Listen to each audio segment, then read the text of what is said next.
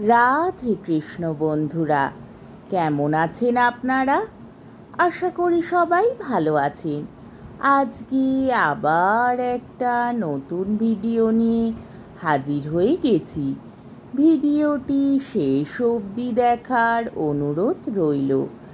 আজকের গল্প তারাশঙ্কর বন্দ্যোপাধ্যায়ের অন্যতম শ্রেষ্ঠ উপন্যাস হাঁসুলিবাকের উপকথা। উপন্যাসটি বেশ কয়েকটি পর্বে পাঠ করব। আজকে প্রথম পর্ব। হাঁসুলিবাঁকের ঘন জঙ্গলের মধ্যে রাত্রে কেউ শীষ দিচ্ছে। দেবতা কি যক্ষ কি রক্ষ বোঝা যাচ্ছে না। সকলে সন্ত্রস্ত হয়ে উঠেছে, বিশেষ করে কাহারেরা। কোপাই নদীর প্রায় মাঝামাঝি জায়গায় যে বিখ্যাত বাঁকটার নাম হাঁসুলি বাঁক, অর্থাৎ যে বাঁকটায় অত্যন্ত অল্প পরিসরের মধ্যে নদী মোড় ফিরেছে, সেখানে নদীর চেহারা হয়েছে ঠিক হাঁসুলি গহনার মতো। বর্ষাকালে সবুজ মাটিকে বেড় দিয়ে পাহাড়িয়া কোপাইয়ের গিরিমাটি গোলা জল ভরা নদীর বাঁকটিকে দেখে মনে হয় শ্যামল মেয়ের গলার সোনার হাঁসুলি। কার্তিক অঘ্রাণ মাসে জল যখন পরিষ্কার সাদা হয়ে আসে, তখন মনে হয় রূপোর হাঁসুলি। এই জন্য বাঁকটার নাম হাঁসুলি বাঁক। নদীর বেড়ের মধ্যে হাঁসুলি বাঁকে ঘন বাঁশবনে ঘেরা মোটমাট 250 বিঘা জমি নিয়ে মৌজা, বাঁশবাদি, লাট, জাঙলের অন্তর্গত। বাঁশবাদির উত্তরে সামান্য খানিকটা ধান চাষের মাঠ পার হয়ে জাঙল গ্রাম। বাঁশবাদি ছোট গ্রাম। দুটি পুকুরে চারিপাড়ে 10 ঘর 30 কাহারদের বসতি। জাঙল গ্রামে ভদ্রলোকের সমাজ। কুমার সদগোপ, চাষি সদগোপ এবং গন্ধবণিকের বাস। এছাড়া নাপিতকুলো আছে 1 ঘর এবং তন্তুবাই 2 ঘর। জাঙলের সীমানা বড়। হাসিল জমি প্রায় 3000 বিঘা, পতিতও অনেক। নীলকুঠির সাহেবদের সাহেবডাঙ্গার পতিতই 300 বিঘা। সম্প্রতি জাঙল গ্রামের সৎজাতির ভদ্রলোক বাবু মহাশয়রা বেশ খানিকটা ভয়ার্ত হয়ে উঠেছেন। অল্প 250 বিঘা সীমানায় বাঁশবাদি গ্রামের অর্থাৎ হাঁসুলিবাঁকের কাহারেরা বলেছে বাবু মশাইরা তরাস পেয়েছেন, অর্থাৎ ত্রাস পাবারই কথা। রাতে কেউ যেন শীষ দিচ্ছে।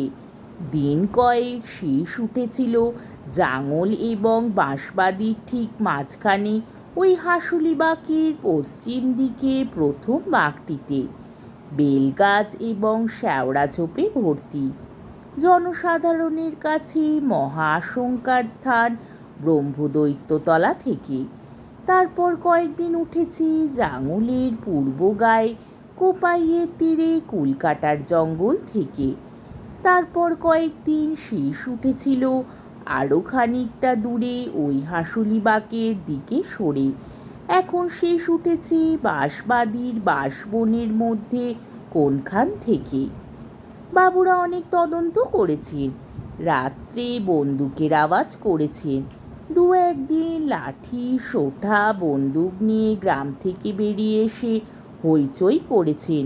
খুব জোরালো হাতখানেক লম্বা টর্চের আলো ঘুরিয়ে ফিরিয়ে চারিদিক দেখেছেন, তবু কিছুরই সন্ধান হয় নাই। কিন্তু শীর্ষেই সমানেই বেজে চলেছে। ক্রোশখানেক দূরে থানা, সেইখানেই খবর দেওয়া হয়েছে। ছোট দারোগাবাবু এসেছিলেন 3 রাত্রে, কিন্তু তিনিও কোনো হদিশ পান নাই। তবে নদীর ধারে ধারে শব্দটা ঘুরে বেড়াচ্ছে, এটাই তিনি সমস্ত শুনে ঠাহর করে গিয়েছেন। দারোগাবাবু পূর্ববঙ্গের লোক। তিনি বলে গিয়েছেন নদীর ভিতর কোনো একটা কিছু হচ্ছে। নদীর ধারে বাস, ভাবনা 12 মাস। ভাবেন, খানিকটা ভাবেন, সন্ধান মিললে খবর দিবেন। নদীর ধারে বাস, ভাবনা 12 মাস কথাটা অবশ্য ডাক পুরুষের বচন। পুরুষানুক্রমে চলেও আসছে দেশে। সে কথা কখনো মিথ্যে নয়, কিন্তু দেশভেদে বচনেরও ভেদ হয়। তাই ও কথাটা হাঁসুলিবাগের বাঁশবাদী জাঙল গ্রামে ঠিক খাটে না, বাংলাদেশের এই অঞ্চলটাতেই খাটে না। সে হলো বাংলাদেশের অন্য অঞ্চল। জাঙল গ্রামের ঘোষবাড়ির এক ছেলে ব্যবসা করে কলকাতায়, কয়লা বেচা কেনা করে আর করে পাটের কারবার। সে বলে সেই দেশই হলো নদীর দেশ, জলে আর মাটিতে মাখামাখি। 12টি মাস ভরা নদী বইছে, জোয়ার আসছে, জল উছলে উঠে নদীর কিনারা ছাপিয়ে সবুজ মাঠের মধ্যে ছলছলিয়ে ছড়িয়ে পড়ছে। জোয়ারের পর আসছে ভাটার পালা, তখন মাঠের জল আবার গিয়ে নামছে নদীতে। নদীর ভরা খালি হয়ে কুল জাগছে, কিন্তু তাও কিনারা থেকে বড় জোর 2-2.5 হাত, তার বেশি নাবে না। সে নদীও কি এমন তেমন, আর একটি দুটি, সে যেন গঙ্গা যমুনার ধারা থই থই করছে, থমথম করছে। এপার থেকে ওপার পারাপার করতে এদেশের মানুষের বুক কেঁপে ওঠে। আর সে ধারা কি একটি? কোথা দিয়ে কোন ধারা এসে মিশল, কোন ধারা কোথায় পৃথক হয়ে বেরিয়ে গেল, তার হিসাব নাই। সে যেন জলের ধারা 7 নড়ি হাড়, হাঁসুলি নয়। নদীর বাঁকেরই কি সেখানে অন্ত আছে? 18 বাঁকের, 30 বাঁকের, বাঁকে বাঁকে নদীর চেহারা সেখানে বিচিত্র। দুধারে সুপারি আর নারিকেলের গাছ, সারি নয়, বাগিচা নয়, সে যেন অরণ্য। সঙ্গে আরও সে কত গাছ, কত লতা, কত ফুল, তা যে দেখে নাই সে কল্পনা করতে পারবে না। সে দেখে আশ মেটে না। ওই সব নারিকেল সুপারির ঘন বনের মধ্যে দিয়ে বড় নদী থেকে চলে গিয়েছে সরু সরু খাল, খালের পর খাল। সেই খালে চলেছে ছোট ছোট নৌকো। নারিকেল সুপারি ছায়ার তলায় টিন আর বাঁশের চেঁচা বেড়া দিয়ে তৈরি ঘরে ছোট ছোট গ্রাম লুকিয়ে আছে। সরু খালগুলি কোনো গায়ের পাশ দিয়ে, কোনো গ্রামের মাঝখান দিয়ে চলে গিয়েছে। গ্রাম থেকে গ্রামান্তরে ওদেশে ছোট নৌকাগুলি এদেশের গরুর গাড়ির মতো। নৌকাতেই ফসল উঠছে ক্ষেত খামারে, খামার থেকে চলেছে হাটে বাজারে, গঞ্জে বন্দরে। ওই নৌকোতেই চলেছে এ গায়ের মানুষ ও গায়ের কুটুম বাড়ি। বহুড়ি যাচ্ছে শ্বশুর বাড়ি, মেয়ে আসছে বাপের বাড়ি। মেলা খেলায় চলেছে ইয়ার বন্ধুর দল। চাষি চলেছে মাঠে, তাও চলেছে নৌকাতেই। কাস্তে নিয়ে, লাঙল নিয়ে, একাই চলে নৌকা বেয়ে। শরতীর আকাশের ছায়াপথের মতো আদি অন্তহীন নদী।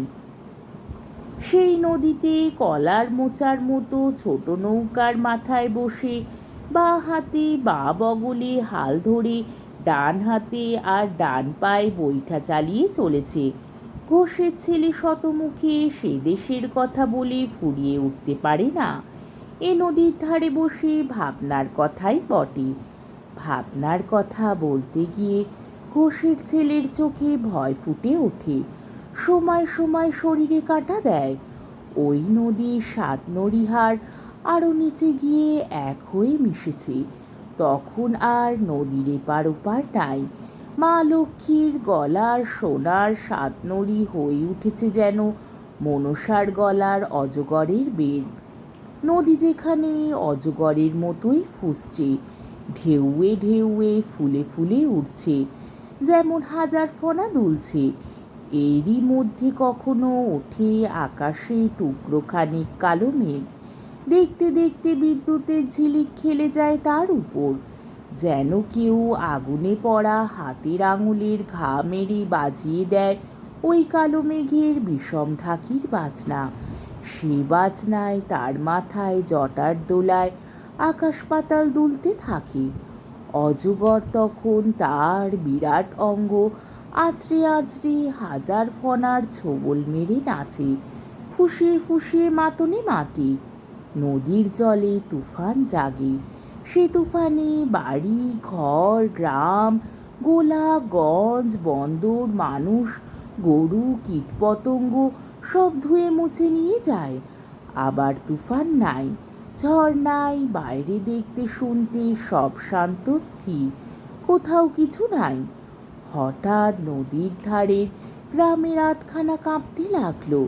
দেখতে দেখতে কাত হয়ে মুখ থুবড়ে পড়ল অজগরের মতো নদীর অথই গর্বে। মানুষকে যেখানে 12 মাস এক চোখ রাখতে হয় আকাশের কোলে কালো মেঘের টুকরো সন্ধানে, আর এক চোখ রাখতে হয় সবুজ ঘাসে ফসলে ঢাকা চন্দনের মতো মাটির বুকের ওপর ফাটলের দাগের খোঁজে, ভাবনা সেখানে 12 মাসই বটে। ছোট দারোগা সেই দেশের মানুষ, তাই ও কথা বলেছেন, কিন্তু হাঁসুলিবাগের দেশ আলাদা। আজকের পর্বটি এইখানেই শেষ হলো। আমার ভিডিওটি যদি আপনাদের ভালো লেগে থাকে তাহলে আমাকে কমেন্টের মাধ্যমে আপনাদের মূল্যবান মতামত অবশ্যই জানাবেন এবং আমার ভিডিওটিকে লাইক ও শেয়ার করার ও আমার চ্যানেলটিকে সাবস্ক্রাইব করারও অনুরোধ রইল। তাহলে আজকের ভিডিওটা এই অবধি। পরের দিন আবার এই গল্পেরই দ্বিতীয় পর্ব নিয়ে হাজির হয়ে যাব। ততক্ষণ পর্যন্ত আপনারা সবাই ভালো থাকবেন, সুস্থ থাকবেন, সাবধানে থাকবেন এবং আমার ভিডিওটি দেখতে থাকবেন। তাহলে আজকে আসি। রাধে কৃষ্ণ।